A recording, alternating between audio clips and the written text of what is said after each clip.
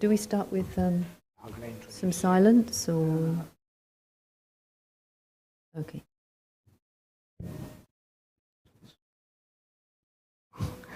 Hello everybody, good evening and welcome to Inner Space Family.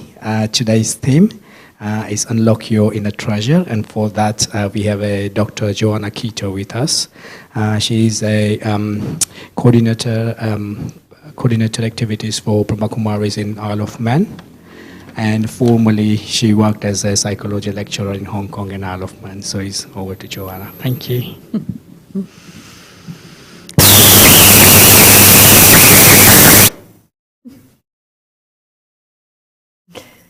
Good evening and very warm welcome to our topic tonight. So I hear that this is in a series, and that this is the third of our series, which is ending in becoming a hero. So it's a very lovely topic. So tonight we're going to see how can we really unlock our inner treasures. And certainly when I was a child, I grew up with a lot of these kinds of stories about hidden and buried treasure. And I was always kind of had that excitement that perhaps, we would come across, I think as children you always have this idea that we might come across some hidden or buried treasure. And my brother used to have one of these metal detectors, and we often used to go out. And again, there was always this kind of feeling that, will we find some buried treasure or something really valuable today?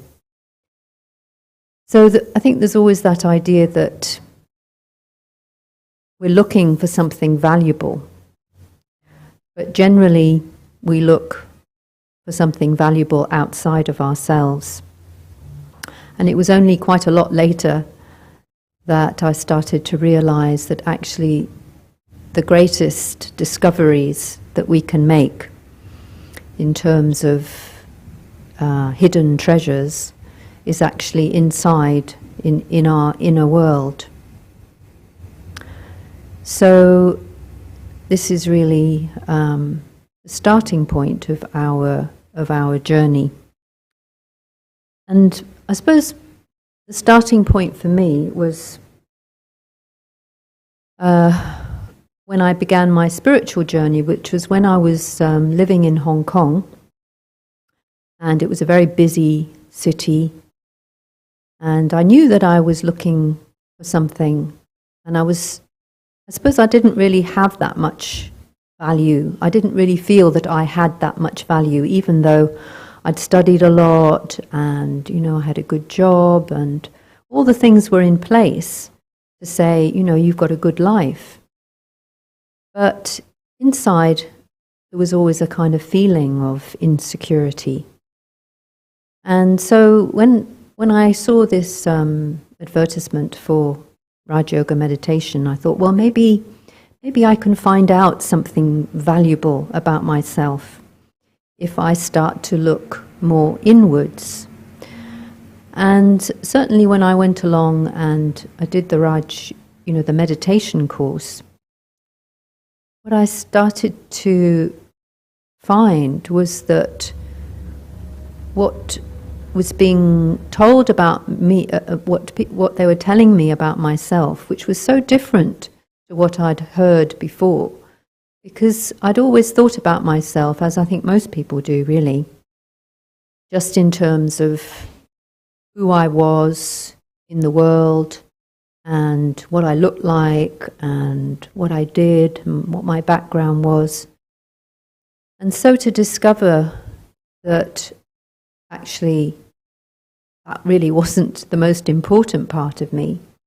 And it was as if when I started to explore myself in a spiritual way, it was as if previously I had this kind of image that came to me, that it was like previously I'd been living in this little tiny bedsit, a very kind of confined place.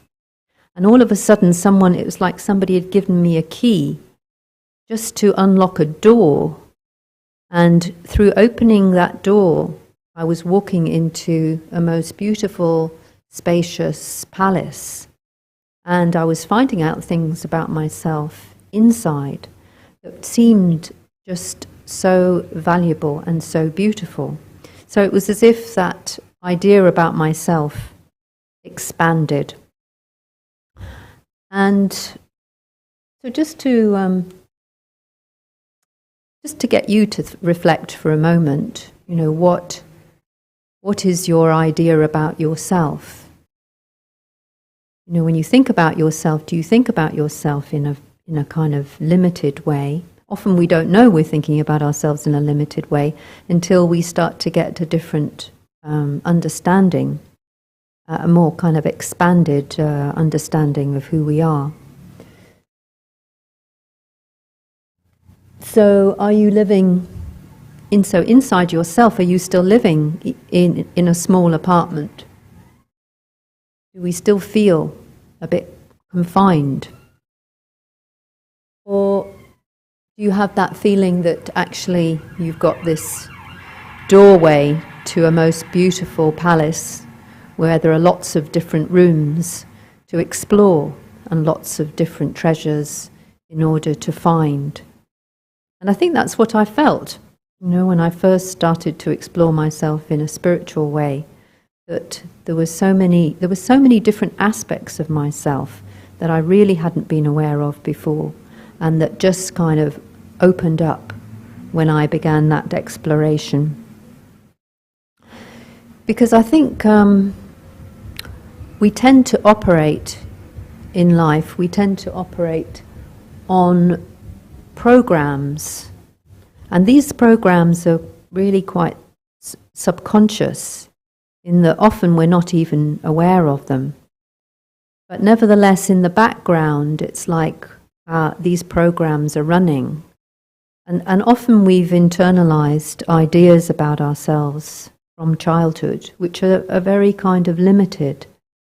And many of us have this feeling of not being enough in some way. I don't know whether you ever experienced that.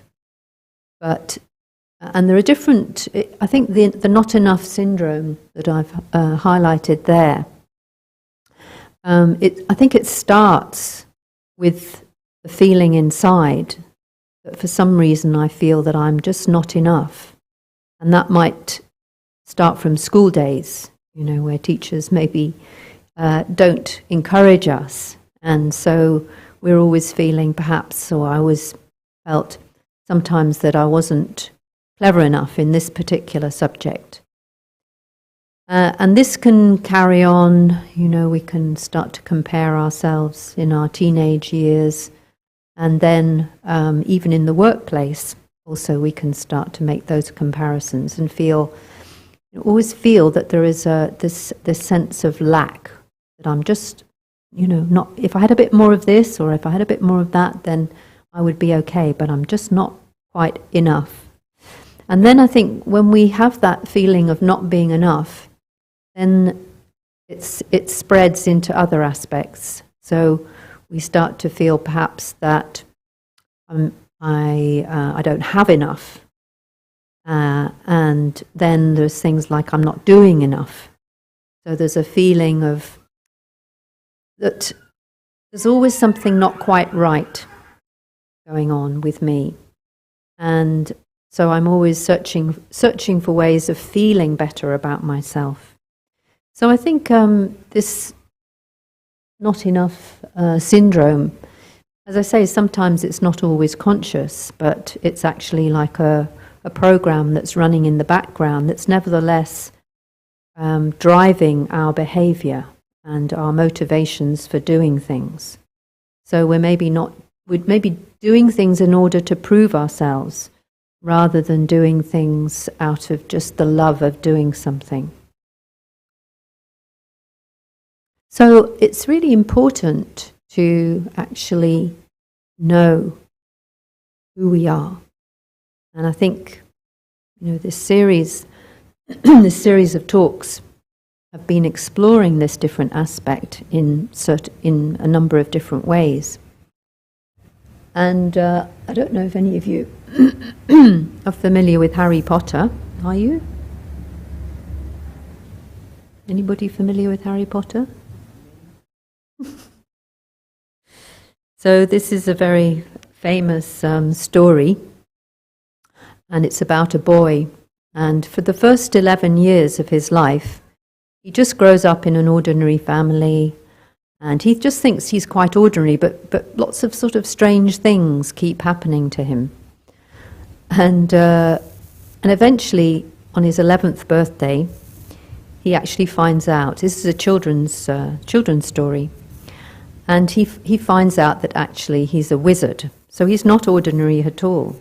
And in fact, he has a lot of magic powers, and he has a whole different, and he's about to go to this school where it's just so completely different to the school that he's been to before, because it's like a training for wizards. So it's a very, very beautiful story. And it's like this boy, you can see that he starts, at first, he can't believe the story that he's being told. And I think sometimes we find it difficult to really accept who we are and the greatness that we have, that each one of us has within us. Because we've been so conditioned into this kind of, I'm not enough, I'm never going to be enough.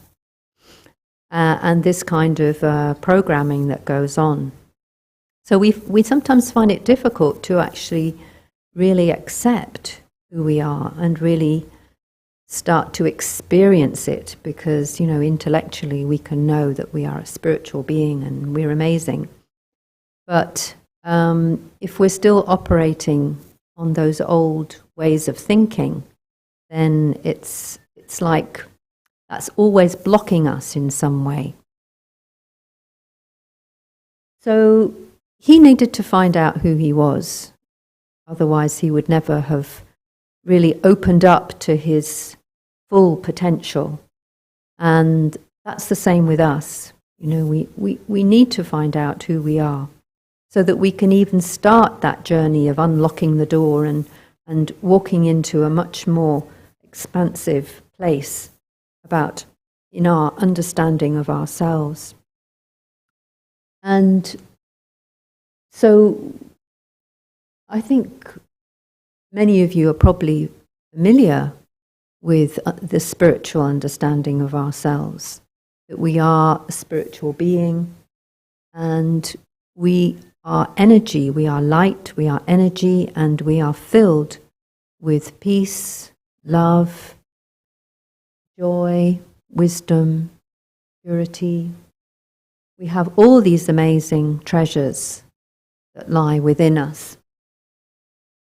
And just by knowing these, that we have these treasures, it's like we begin to unlock that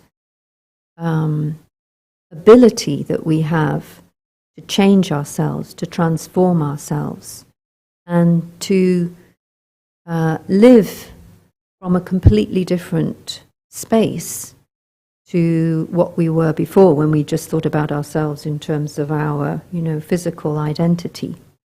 So this is really, the starting point of the journey is the knowing. But the knowing, of course, is only the first step, and it's the kind of the deep. Just like you have to dig a bit when you're looking for treasure, you have to kind of dig quite deep to find the treasure. And I think, for me anyway, I've been on this journey for many years, and yet it's like I know the treasures are there, but I have to keep going back, and I have to keep polishing them and almost coming back to that understanding from a different kind of place in my mind, so that I'm gradually kind of expanding to accept who we truly are. And, I think sometimes some of the stories that we hear from people who've actually had near-death experiences can be very kind of inspiring, because it's as if it gives us perhaps more concrete evidence of this dimension that is beyond the physical world, and that as spiritual beings we're kind of part of that dimension. And Anita Moorjani was one of the people who has written books. Well, she's written books, but she wrote one book particularly about her near-death experience. I don't know whether you've come across it before, but she had. Hers was a particularly interesting account, because she had stage 4 cancer, and she was about to, all her organs were beginning to shut down. And then she had this experience where it was as if she just completely left her body, and she was able to see herself and see her life from a completely different perspective. And she realized, when she looked at how she was in her daily life, she realized that actually all her life she just lived with all these fears and insecurities, and that in fact it was her way of thinking about her life that had brought about the illness. But when she was in this state of being detached from the body, she understood that she herself, the body that she could see, was just a very limited part of her existence, and that she was a spiritual being, a light, an energy, and that this energy was the word that she used to describe it, and it's something that I think we all need to kind of apply to ourselves and experience. But the word that she used was magnificent, that we are all magnificent beings. So to what extent do we really understand that we have that magnificence within us? And that people who actually operate from, who seem to be operating from a sort of higher vibrational level, that those people are actually able to allow their magnificence, their authentic magnificence, just to shine through. And I don't know if any of you have met or have seen one of our former heads of the Brahma Kumaris, Daddy Janki. And, she was one of those kinds of people who was very tiny, physically she was very tiny. And yet she had this incredible presence. And just being in her presence was a real experience, was a real spiritual experience. So it was like, her ability to keep her understanding of her true self and the treasures that go along with that, she was able to kind of keep that realized and uppermost in her mind, so that it wasn't just something that she was doing in meditation. It was an experience that she brought with her into her everyday life. And I think, sometimes we do have experiences of this, but, in order to sustain it, it takes a little bit more.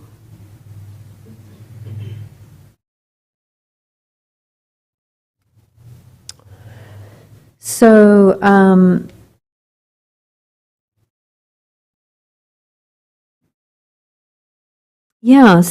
something else that she said was that it was like, a bit like this idea of that I mentioned before, that we're living in a small apartment and all of a sudden we open up to this understanding that there's so many different dimensions to ourself, in a beautiful palace. And she was saying that it was like a blind person who can suddenly see. And it's like, she said that it was as if there was this whole invisible part of her that she'd never seen before, this spiritual aspect to her that she'd never been aware of before, and that this experience just opened her up to that.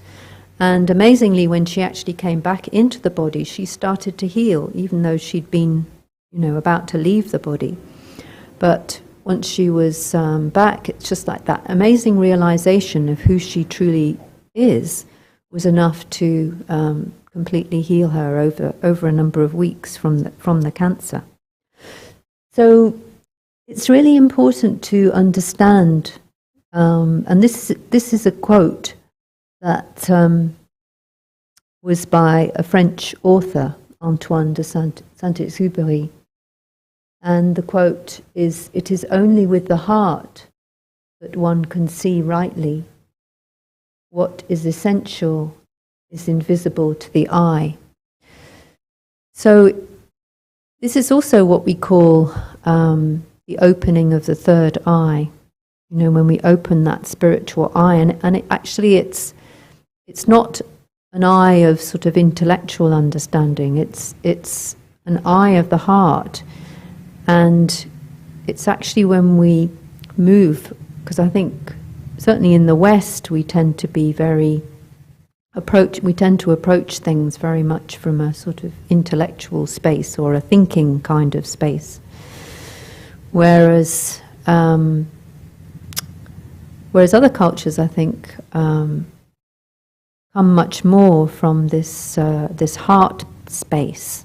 And this is really about tuning into the feelings. And so when we open up that third eye and we start to really experience ourselves as this spiritual being, then all kinds of this is when we really start to unlock those treasures of these original qualities. Because, we are full of, often when we start with meditation, we start by experiencing peace. And when we start to feel peaceful, often then it's like love develops. And when we feel love, then we start to feel very satisfied inside. And then I think joy follows very soon after that. So we really feel that kind of that satisfaction and that experience of our truth. But love is, I always feel that love is the quality that is the most important at this time. Because so many things that happen to us, I think, as children can block that experience of love, because we are beings of love, and yet sometimes we don't always feel that flow of love very naturally. We tend to kind of hook our love onto limited ideas. So, if somebody appears to love us, then, we kind of give them love. So it's like our love becomes often very very conditional. And so to really open up that amazing treasure of unconditional love, it's like really moving into that heart space and really feeling that true essence of who we are, really deep down in the heart of our being. And love is also important because it's the quality, the main quality, I feel, of our original qualities, which really connects us with other people. It also connects us with ourselves, because I think sometimes we can be quite neglectful towards ourselves. But when we start to really experience that love and that appreciation for ourselves, then it's like the quality that really moves beyond ourselves. If we're just feeling peaceful, then we kind of just sit in our own space and feel peaceful. And so is the experience of wisdom. Even though we might wish to share that wisdom. But love in particular is the quality that actually connects us with others, connects us with ourselves, and of course connects us also with the divine or with God. And when we really start to experience that higher love, then this is when love really also starts to empower us. And I had an experience one time which I've told quite a lot, but it was an experience that really made me realize this thing about love being something that connects us. Because I was I'd arrived at Gatwick Airport one time, and I was a bit early, and so I thought I would just go and have a coffee and just wait until I was being picked up by somebody. And the place where I sat to have a cup of coffee was just in the arrivals lounge, or not the arrivals lounge, the arrivals hall.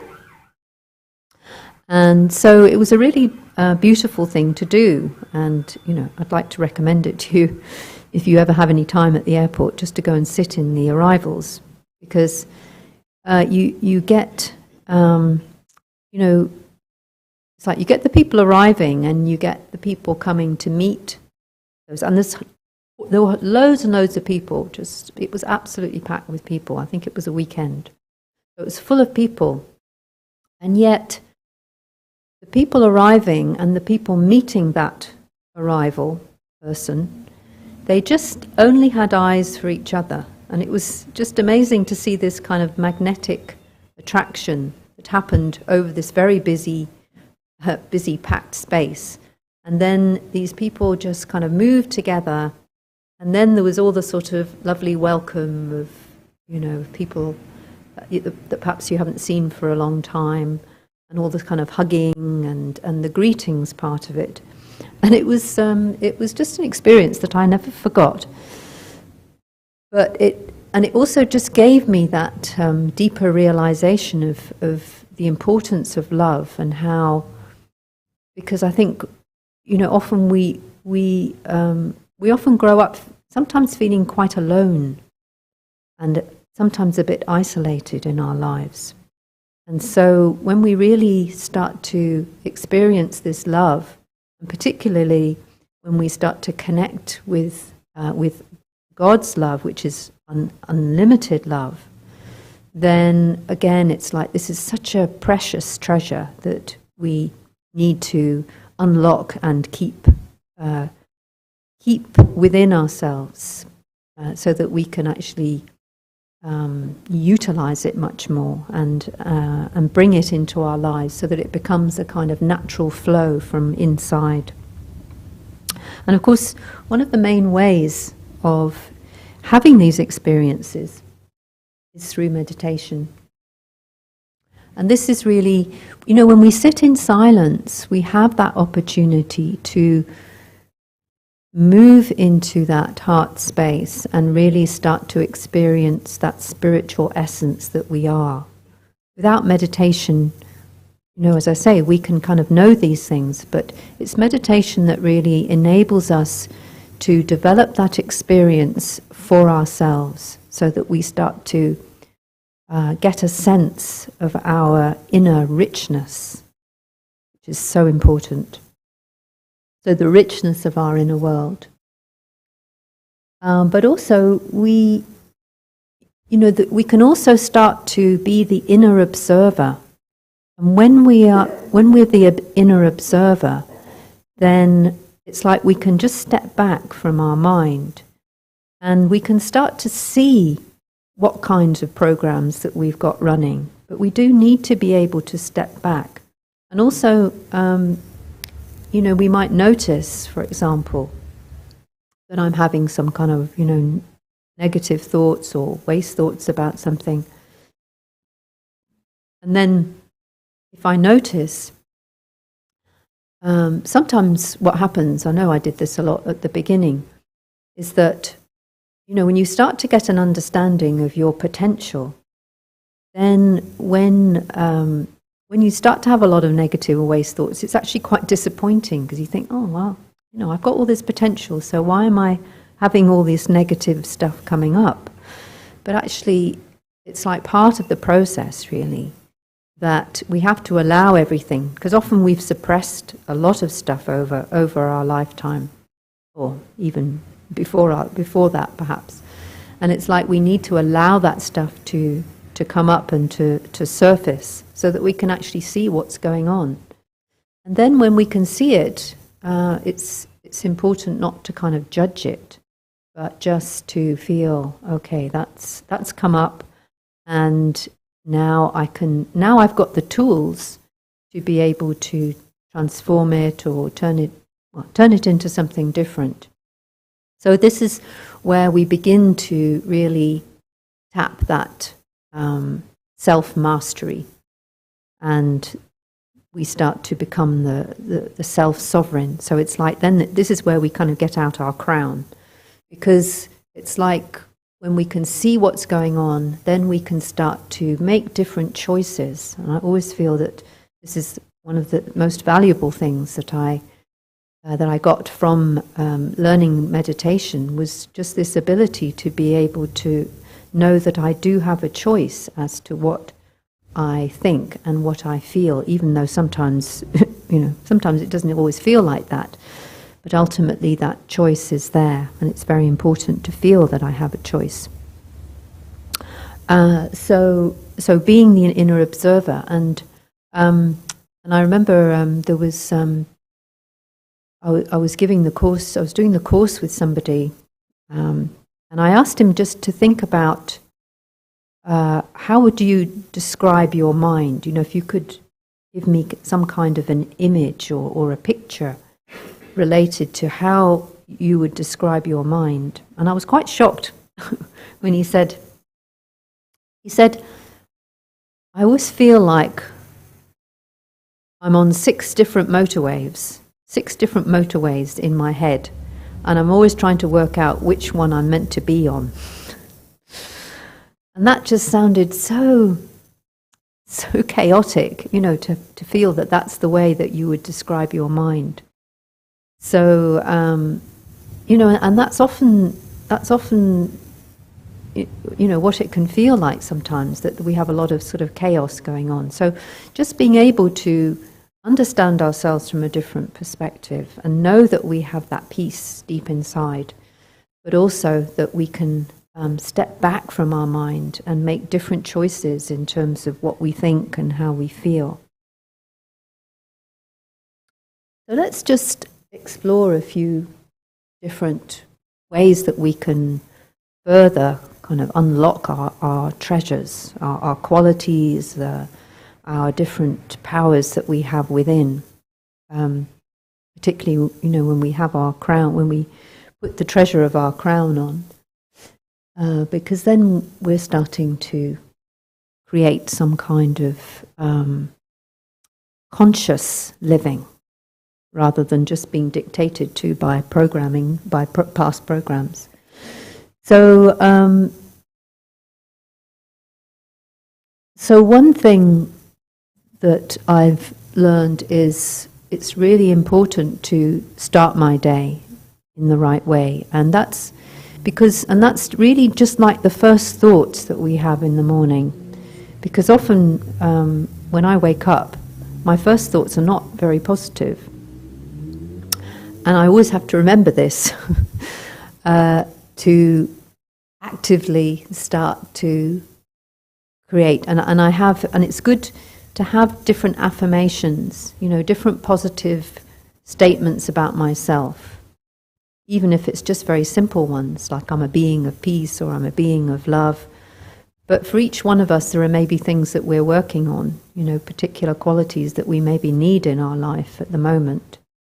So it's good to have some already that I've written down and maybe thought about and reflected on or meditated on, because then it's available to us.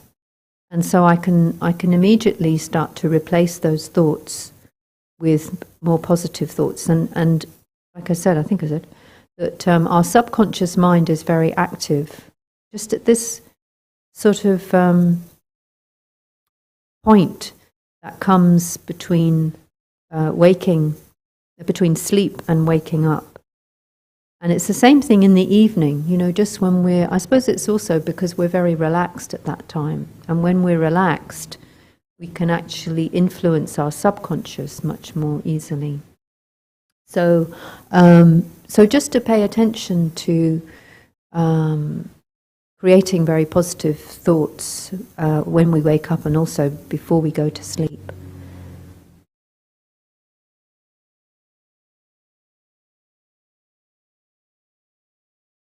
Oops. So another one which relates to what I was saying about being the inner observer, and also not being judgmental about the thoughts that if I see that I'm having a lot of waste thoughts or negative thoughts, and not being judgmental about that. But I do feel it's so important that what I've found recently is that I really need to support myself very actively in terms of nurturing my inner world. And so to nurture my inner world, I need to actually hold any thoughts that I have in a very kind of compassionate, with a very compassionate attitude towards myself, because it's very easy to fall back into those programs which are actually driven by the not enough. I'm not enough. So, and even I take that through, and when I start to meditate, I think, oh, well, I'm not good enough at meditation. It's like we start to apply that same criteria, even though it just is not. It really doesn't work when we apply it to this kind of thing. So it's very important to have that kind of real compassion for ourselves, to nurture that within us.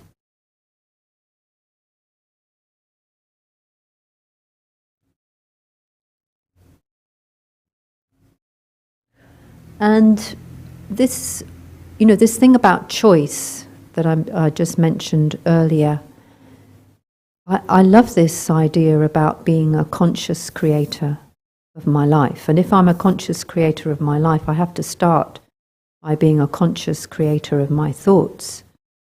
Because, it all starts with my thoughts. And the opposite of that is just being driven by, the automatic pilot and the past programs. And, very often we are just operating on this automatic pilot, where, they say that 95% of the thoughts that we have are the same as what we had yesterday and the day before that and the day before that. So can I really be a conscious creator of my mind? And of course, if I can choose, if I really grasp the richness of my being, the richness that I have inside, the magnificence that I have inside, if I can really experience that, well, grasp it, experience it, and start to express it, then it's like I'm able to reveal that those inner treasures that we have within. And then in a way, it starts to become more perceptible to others, when we start from that awareness. So, maybe tomorrow, just to start the day with a new thought, can I create some new thoughts that aren't the same as I created yesterday, and therefore become a conscious creator rather than just somebody who's on automatic pilot.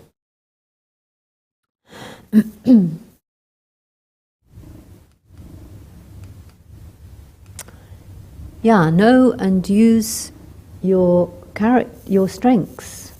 So viacharacter.org. This is a really interesting website where you can just do a little questionnaire, and it puts in order all your different qualities. There are like 24 different character strengths, or qualities, if you like.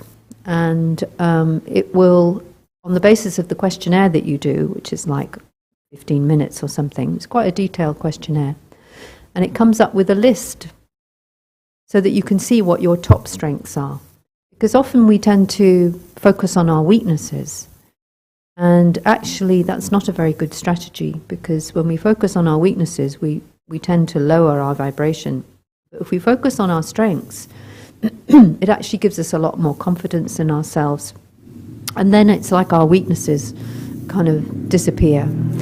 But it's also important, in order to gain that inner richness of our treasures, we also need to be able to see the treasures in others. So, as well as becoming more aware of my own strengths, can I start to become, can I start to make a habit of actually spotting the strengths in others? Because we tend to sort of gravitate towards towards the weaknesses. But instead, can we gravitate much more towards the strengths?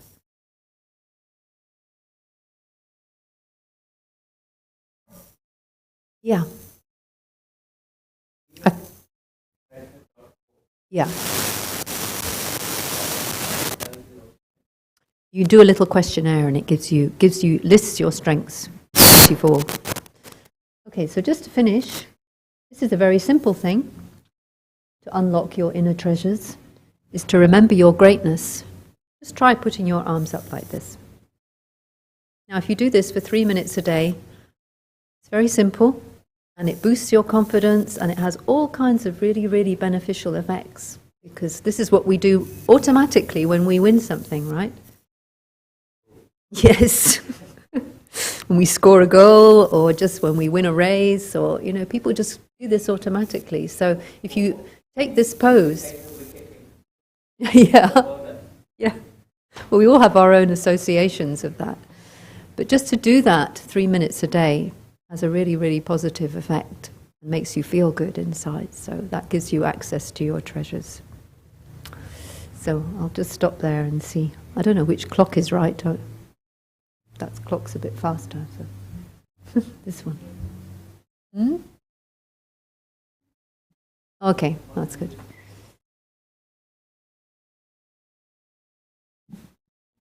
Okay, so I think we have questions now, is that right? Yeah, if anyone have questions, I can pass the mic.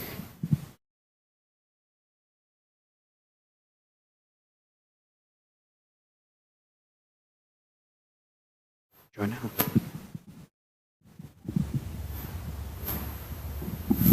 Thank you. You talk about unlocking your inner treasures. What has locked our inner treasures? Well, all of these things that I was mentioning, really. It's like, well, first of all... Oh, is that you? Yes. Good. Glad it's not me. First of all, I think it's not knowing that we have those treasures. So that's like, it's locked and we can't get in because we don't even know that it's there. And then once we kind of unlock, then it's like we're a bit reticent to claim the treasure, to really feel that those treasures are ours. We think, well, maybe they belong to somebody else, but, they don't belong to me. So I've got to own those treasures. And I think that's really the journey. That's really what the spiritual journey is all about, is that the locking has happened through, also I think it happens through our experiences in life. Sometimes we don't have such good experiences, and maybe we've experienced a lot of rejection or difficult relationships with people. And then it's like we start to blame ourselves. And so access to those treasures just stops at that point. So I think it's a really nice question to think about what locks it first. Yeah, thank you.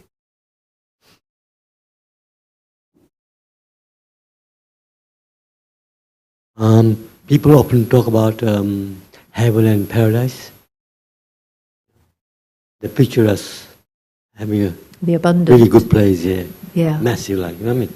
Yeah. Bigger than this planet. Yeah. So what's the question? Is that possible for us to enter? Yeah, of course. Well, I think that's, I think if we have that experience of abundance, then we enter it, don't we? If we believe inside ourselves that we are part of an abundant world, and that, at the moment we're in this world which is just completely based on lack. But we have to change that within ourselves, first of all. And then who knows, what kind of heaven we can create. But I don't see it as sort of somewhere up there. But it is, it's something that we, first of all, have to create within ourselves. And then we will hopefully start to see it manifest externally. So yeah, I think these places, these ideas, paradise, heaven, heaven on earth, all of these ideas are there in our stories and mythologies, and I think they're there because they represent something that's very real.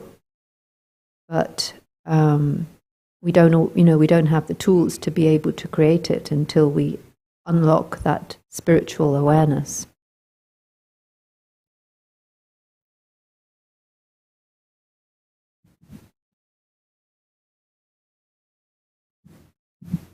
I want to comment on his question about heaven. Okay, most of the great religions of this world, okay, believe in the system of if you do good things in your life, you'll go to heaven. Thank you.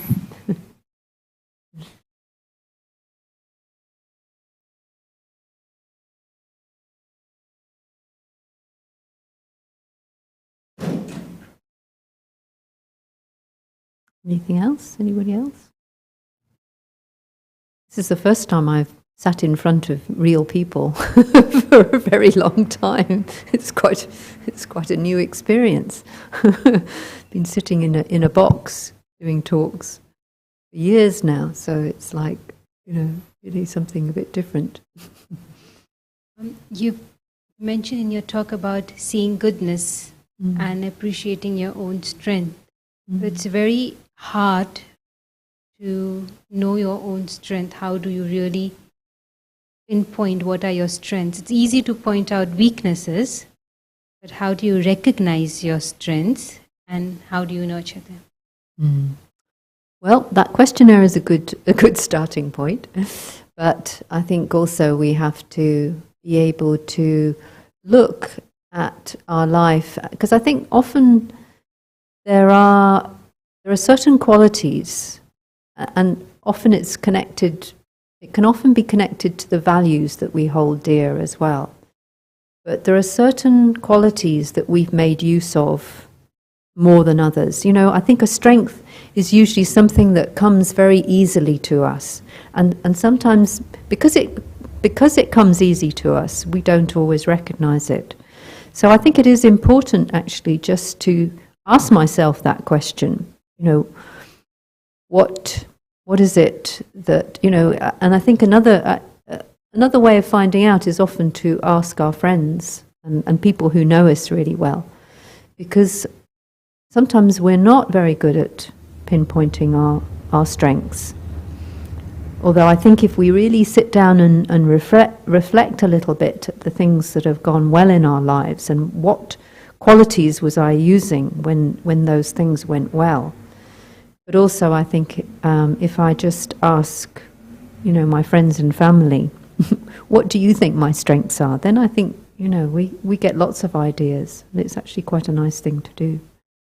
Just to, and of course, if they tell me my strengths, I can also tell them their strengths. And then there's a sharing of different qualities, which is so nice.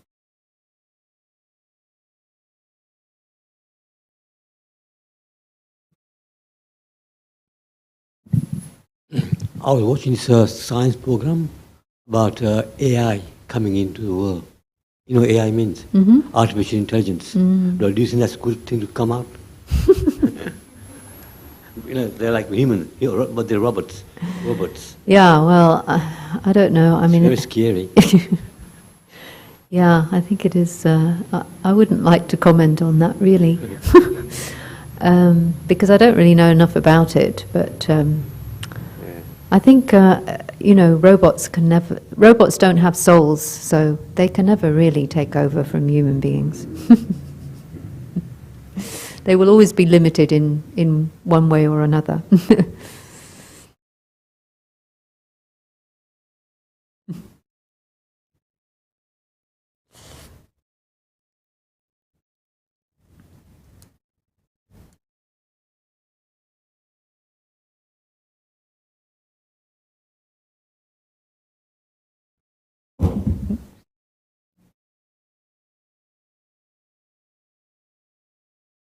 Is it commentary or?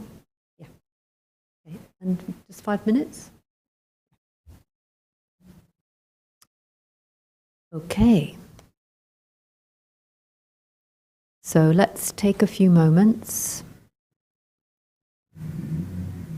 just to relax. Hopefully we are all relaxed already.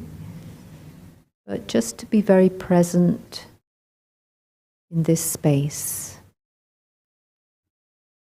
And also to be present to our body. And just to check the body that I don't have any habits of retaining tension. Sometimes we're not so aware and we don't notice that perhaps the jaw is a bit tight or the shoulders. So just drop the shoulders, relax the jaw, and begin to turn your attention inside.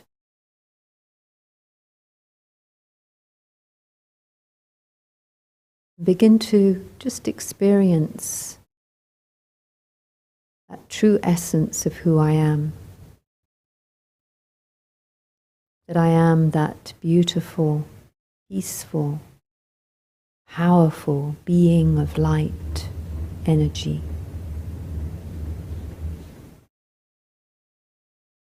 Just tune into the magnificence of my inner being, that pure, beautiful essence.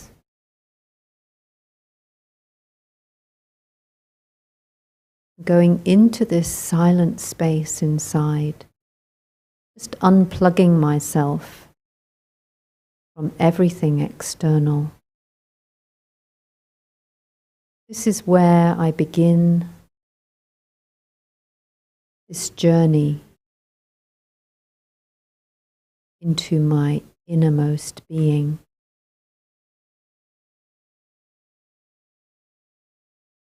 And so often I have blocked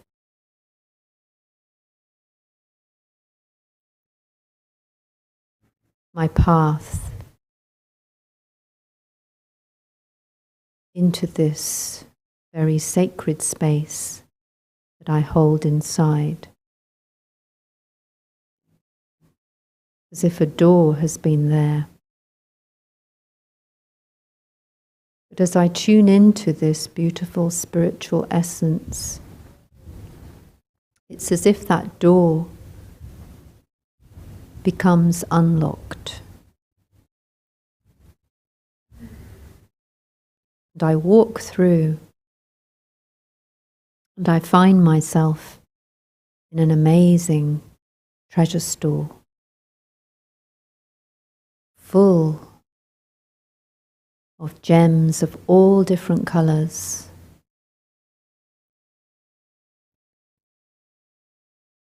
Full of different treasures, jewelry, and crowns. And when I open up that pathway to my inner being, then it's as if I put on that crown. And I start to realize that I have so many choices about how I can create this inner world. And the way that I create my inner world is through my thoughts and feelings. And so when I become that conscious creator of thoughts, then I start to create a very magical, rich inner world. And I start to be able to use all the different qualities that I have in times of need.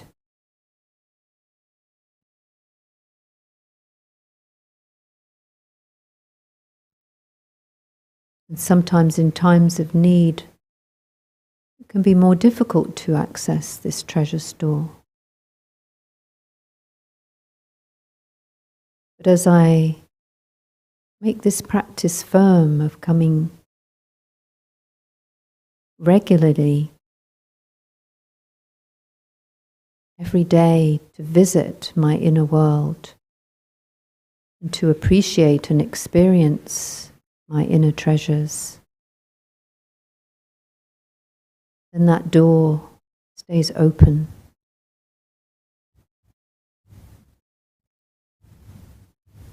And that freedom that I experience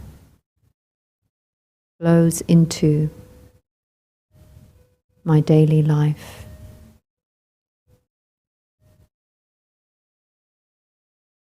Om Shanti.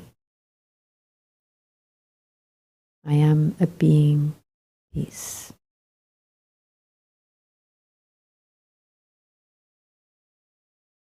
Thank you.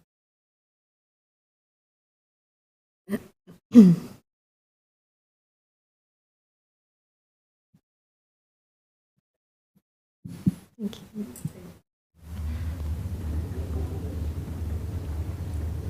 Thank you, Joanna, for the wonderful talk and all the tools and tips given. I have to make a few announcements before we leave.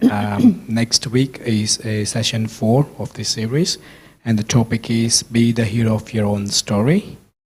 Product of the week is It's Time to Meditate, is available in the shop. Please feel free to browse through on your way out. And also, we have a very special event. It's the climate change event at our Global Cooperation House, which is on 24th of September, Saturday, and timing for that is 4:30 to 6:30 p.m. And this event is about facing the challenges of our rapidly changing world. And that event is a conversation between faith leaders and scientists sharing their vision of a flourishing and sustainable world. Details are on the screen. You can have a look at it. And Joanna is also the part of the event as well. Would you like to add anything? No, I just think it will be a really, really good, there are 4 excellent speakers from very different kinds of backgrounds, and I really think it will be well worth coming to. Excellent, yeah. No, no, it's not specifically, but it's in the run-up. It's actually for the Great Big Green Week, so it's in the sort of run-up for that, yeah. Thank you. So once again, thank you for joining us, and have a safe journey back home. Thank you.